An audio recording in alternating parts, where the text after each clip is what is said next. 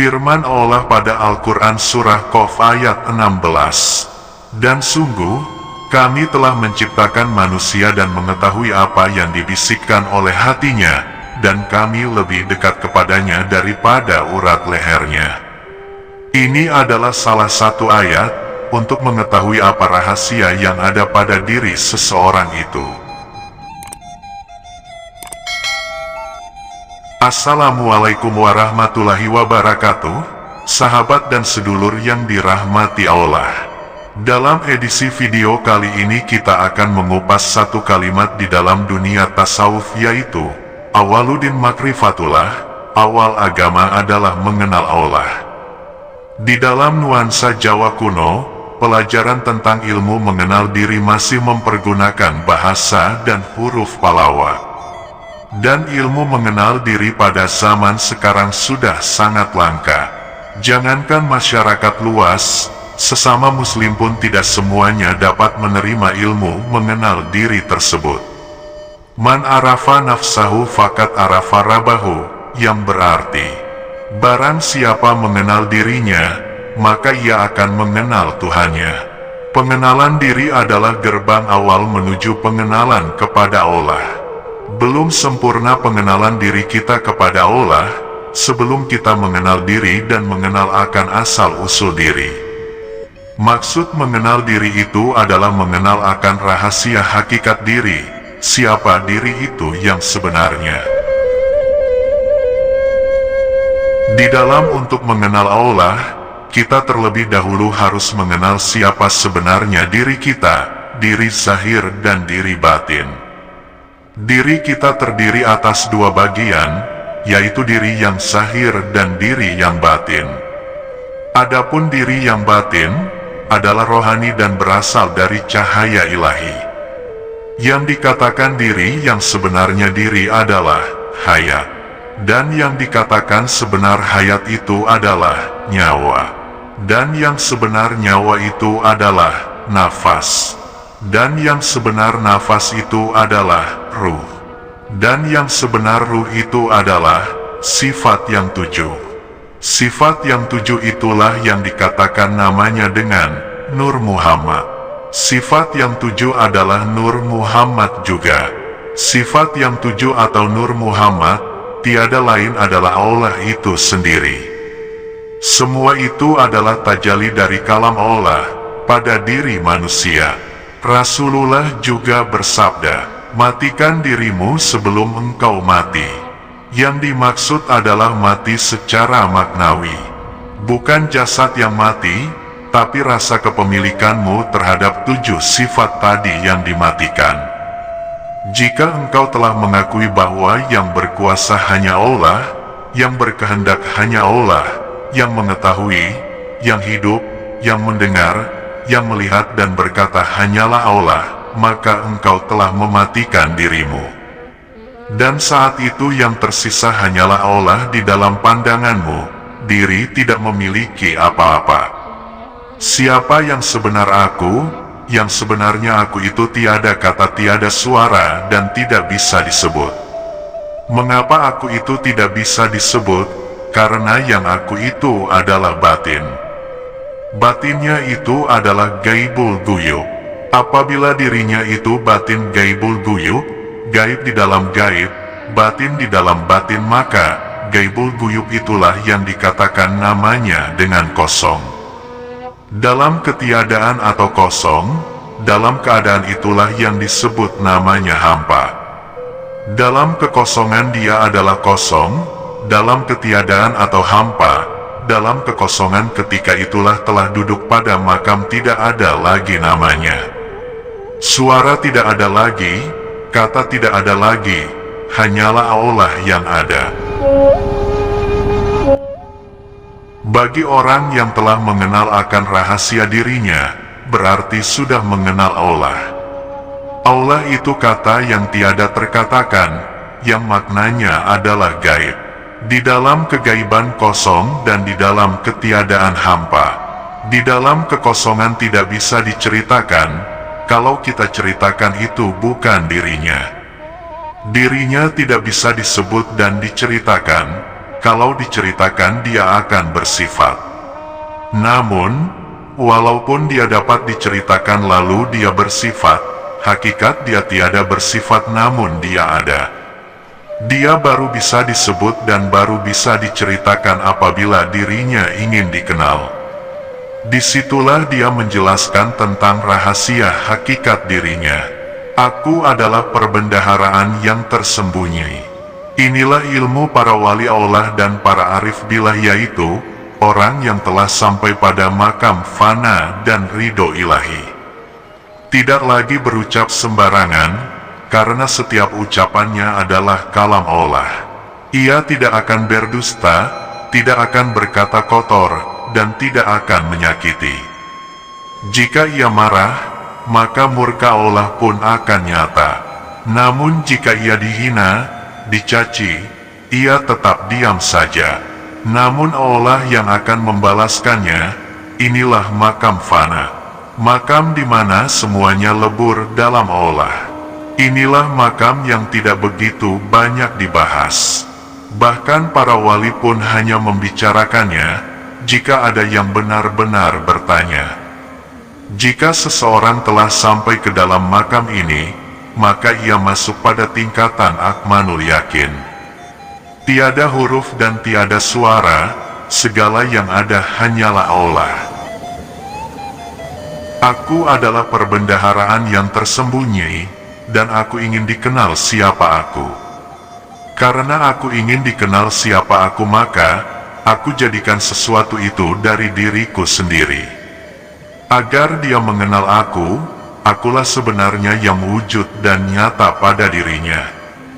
Ketika dirinya ingin dikenal, maka dia mensahirkan dirinya sendiri dari dirinya yang kosong tersebut. Ketika dia telah mensahirkan diri, sahirnya itu adalah berupa nur. Ketika sahirnya itu sudah berupa nur, maka nur itulah yang dikatakan wujud yang nyata. Untuk memandang akan dirinya, itulah yang disebut namanya dengan huwa. Dari mana makna huwa itu yang sebenarnya? Makna huwa itu berasal dari kosongnya yang kosong. Sahirnya itu berupa nur, maka nur itulah yang dikatakan wujud. Yang wujud itu adalah dirinya yang bernama Allah. Itulah yang katakan huwa Allah, dan asal muasalnya kata huwa Allah. Secara harfiah, huwa arti dan maknanya adalah dia. Namun, hakikat daripada dia itu adalah aku. Di dalam suatu ajaran tarekat, huwa Allah adalah sebuah metode jalan zikir yang diajarkan oleh guru mursyid kepada para murid. Huwa itulah yang dikatakan zikir sirul asrar. Dikatakan juga namanya zikir makrifat, zikir yang tersembunyi atau zikir khafi, yaitu zikir yang kosong. Tidak ada huruf, tidak ada kata, dan tidak ada suara melainkan hanya Allah semata-mata. Zikir syariat adalah la ilaha illallah, dan zikir tarekat juga ada bermacam-macam zikir. Pengamalan zikir tarekat termasuk zikir nafi isbat, zikir ismu zat, zikir kolbu, zikir nafas, zikir ruh, zikir sir, zikir hafi, dan lain-lainnya. Kesemuanya zikir ini adalah tahapan untuk menuju ke tingkatan hakikat dan makrifat. Sholat fardu adalah kewajiban bagi seorang muslim untuk melaksanakannya, karena itu adalah perintah dari Allah yang sudah tertuang dalam kitab suci Al-Quran. Dari sekian banyaknya agama yang ada, hanya agama Islamlah yang mengerjakan sholat mempergunakan gerak tubuh dan anggota badan. Maka kerjakanlah sholat dengan khusyuk. Di sini timbul pertanyaan, apabila sholat dilakukan dengan menggerakkan anggota tubuh, apa mungkin kita dapat melakukannya dengan khusyuk? Banyak umat Islam mengerjakan sholat fardu di masjid, seperti yang difirmankan Allah pada Al-Quran Surah Al-Baqarah ayat 43. Dan dirikanlah sholat, tunaikanlah zakat, dan rukuklah beserta orang-orang yang rukuk. Menurut tafsir tentang ayat ini, rukuklah beserta orang-orang yang ruku adalah berarti melaksanakan sholat berjamaah. Sementara sebuah hadis mengatakan, di mana kakimu menginjakkan bumi, maka disitulah masjidmu. Antara firman Allah dengan hadis Rasulullah, di sini tampak sekali perbedaannya yang dapat membingungkan kita. Maka kenalilah dirimu, karena siapa yang benar-benar mengenal dirinya maka ia akan mengenal Tuhannya. Siapa yang mengenal Tuhannya, maka seluruh hidupnya menjadi ibadah. Dan ia hanya melihat Allah dalam setiap ciptaannya. Karomah daripada wali-wali Allah sesungguhnya bukan milik wali, bukan pula hasil dari latihan zikir atau ibadahnya. Karomah adalah kemurahan Allah kepada para wali-wali tersebut. Dengan kemurahan Allah kepada para wali-walinya, wali tersebut bisa berjalan di atas air, bisa mengetahui sesuatu yang jauh, ucapan mereka menjadi nyata, doanya dapat menembus langit dan bumi, dan lain-lainnya. Kemuliaan para wali-wali yang tampak luar biasa. Bukan wali yang tahu, tapi Allah lah yang maha tahu. Bukan wali yang berkehendak, tapi Allah lah yang menghendaki. Bukan wali yang menghidupkan, tapi Allah lah yang maha hidup. Ketika seorang wali itu berkata dan perkataannya menjadi kenyataan, itu karena sifat kalam Allah yang muncul pada lidahnya. Ketika ia melihat apa yang orang lain tak lihat, itu karena sifat basyar Allah yang tajali pada penglihatannya. Ketika ia mendengar doa hamba yang jauh, itu karena sifat samak Allah yang bekerja pada pendengarannya. Oleh sebab itu, para wali tidak pernah merasa memiliki karomah. Mereka tidak pernah sombong dengan apa yang terjadi melalui diri mereka. Karena mereka tahu mereka bukan siapa-siapa, mereka hanyalah cermin, yang tampak hanyalah pantulan cahaya Allah.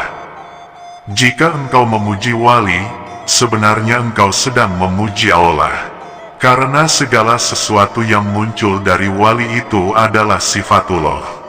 Bukan dirinya, bukan tubuhnya, bukan kehendaknya, tapi semuanya adalah Allah. Karomah bukanlah tujuan para wali, dan mereka tidak mencarinya. Yang mereka kejar bukan karomah, tapi mahabbah, cinta kepada Allah. Makrifah, pengenalan yang terhadap Tuhannya, lebur dalam sifat Allah, hingga diri mereka pun tak tersisa.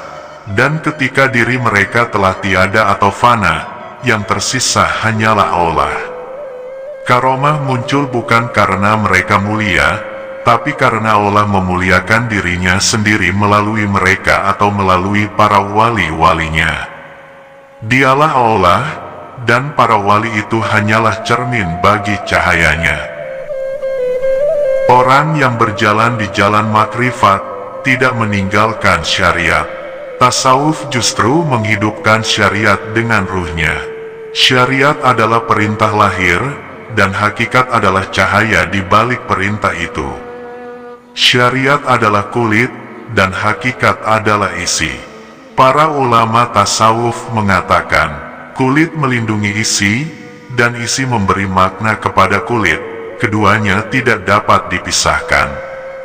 Para wali mengajarkan tentang hakikat yang sejati adalah 7 sifat Allah yang tajali dalam diri manusia, yaitu kudrat, iradat, ilmu, hayat, sama, basyar, dan kalam.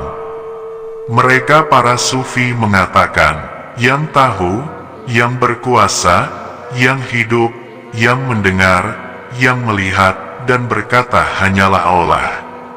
Inilah mati maknawi, yaitu mematikan ego dan rasa, dan mengembalikan semuanya hanya kepada Allah. Kesempurnaan aku itulah yang disebut namanya dengan insan. Insan itulah aku. Insan itulah nyatanya Allah, dan insan itulah sebenar-benarnya Allah. Bagi orang yang sudah mampu memahami akan rahasia hakikat dirinya, bahwa dirinya itu yang sebenar-benarnya nyata Allah, disitulah duduknya. Man arafa nafsahu fakat arafa rabbahu, yang berarti, barang siapa mengenal dirinya, maka ia akan mengenal Tuhannya. Makna dari ahad itulah yang dikatakan esa. Ahad itu maknanya adalah tunggal, tunggal yang tiada berbilang. Apa maknanya dia itu tunggal yang tiada berbilang? Maknanya tunggal yang tiada berbilang, hanya dia satu-satunya itu. Maksudnya itu adalah, hanya dia satu-satunya. Tidak ada selain daripada dia. Kalau tidak ada selain daripada dia, maka segala sesuatu itu adalah bentuk rupaku yang lain. Aku juga itu, kata Allah. Berbeda dalam bentuk dan rupa, namun hakikat sama, dia juga. Inilah yang disebut namanya tajali, kenyataan, pancaran, serpihan, bahagian bentuk rupanya sendiri. Siapa yang telah mengenal aku pada segala yang wujud dalam bentuk rupa yang berbeda, maka rahasiakanlah diriku pada dirimu, walaupun dirimu itu tiada lain juga adalah diriku. Disitulah kita merahasiakan akan rahasianya pada diri, walaupun itu tiada lain nyatanya akan dirinya. Disitulah maknanya Allah itu batin, namun dia itu nyata pada segala yang wujud. Seperti yang dikiaskan oleh para arif bilah, dia itu bersembunyi di dalam terang, dia berlindung di dalam terang, bahwa segala yang terang, segala yang wujud, itu tiada lain adalah kenyataan akan dirinya, disitulah rahasianya. Siapa yang mampu mengenal dan mampu memahami akan kewujudan Allah, yang sudah nyata pada segala yang wujud, tentu adalah orang yang dipilihnya, orang yang diberi rahmat dan karunia oleh dirinya. Siapa yang dipilih oleh Allah maka, dialah orang yang mendapatkan rahmat, dialah termasuk orang yang mendapatkan hidayah dan petunjuk. Orang yang mendapat petunjuk, adalah orang yang telah mengenal Allah dengan pengenalan yang sempurna-sempurnanya. Mengenal Allah dengan sebenar-benarnya, Allah itu nyata senyata-nyatanya, terang seterang-terangnya. Setiap ayat dan titik dari Al-Quran itu ada hikmahnya, dan ada rahasianya. Syariat dan hakikat tidak terpisahkan, dan para golongan penganut tasawuf yang sejati tidak memisah keduanya. Syariat adalah wadah, dan hakikat adalah ruhani. Tanpa ruh wadah menjadi kosong, dan tanpa wadah ruh tidak punya tempat. Ketika seorang hamba telah melepaskan semua pengakuan diri, maka ia akan lenyap bersama 7 sifat Allah yang tajali dalam dirinya. Tiada ada lagi rasa memiliki, yang tersisa hanyalah Allah.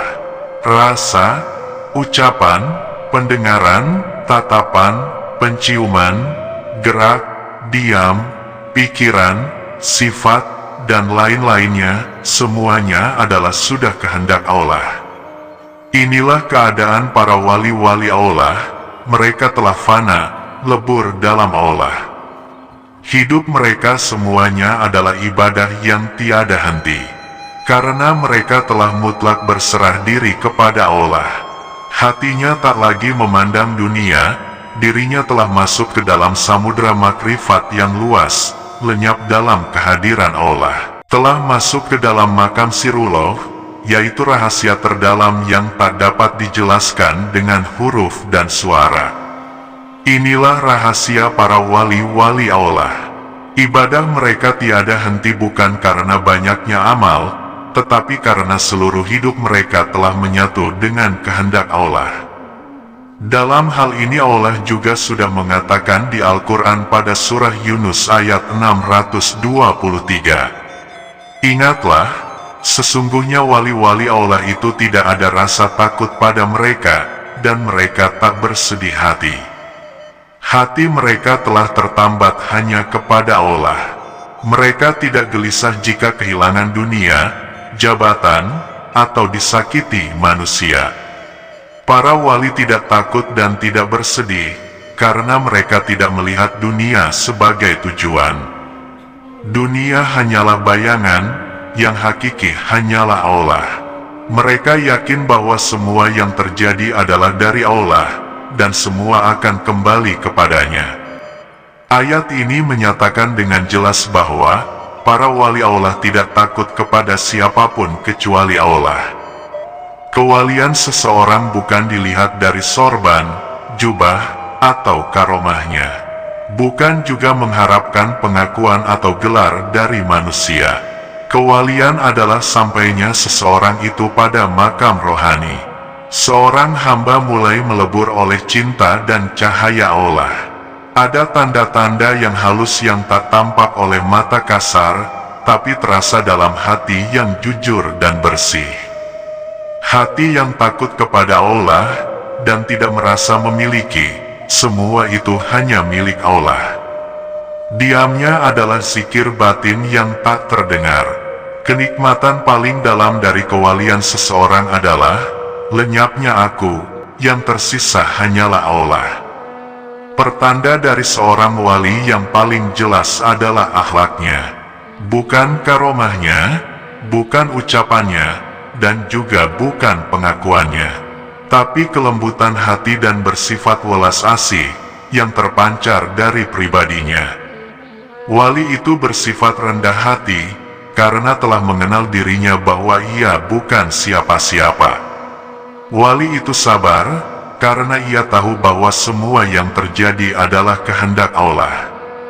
Tidak mudah menyalahkan, tidak cepat marah, karena yang dilihatnya bukan makhluk, tapi Allah dalam setiap kejadian. Semakin dekat seseorang itu kepada Allah, semakin lembut ia kepada makhluknya. Semakin tinggi makam rohani seseorang, semakin besar kasih sayangnya kepada sesama manusia. Bagi siapapun yang sedang menempuh jalan hakikat dan makrifat, pastikan langkahmu menuju akhlak yang lembut. Bukan sekadar ilmu tinggi, bukan sekadar kata indah, tapi perilaku yang menenangkan hati siapapun yang mendekat. Tanda dari seseorang yang dekat dengan Allah adalah ketika orang lain merasa damai berada di dekatnya. Dengan pengamalan-pengamalan yang diberi oleh seorang guru mursyid atau guru pembimbing, seorang murid akan dapat mengenal siapa dirinya yang sebenarnya. Ilmu mengenal diri akan diketahui apabila seseorang itu sudah merasakan sesuatu yang terjadi pada dirinya. Maksudnya terjadi di sini adalah seseorang itu sudah mengalami sesuatu keanehan-keanehan pada dirinya. Langkah kesuksesan sudah di depan mata, hanya tinggal mengamalkan lebih disiplin lagi, agar dapat melangkah ke jenjang berikutnya. Semoga kita selalu diberi rahmat, untuk mengikuti jalan para kekasih Allah. Wassalamualaikum warahmatullahi wabarakatuh.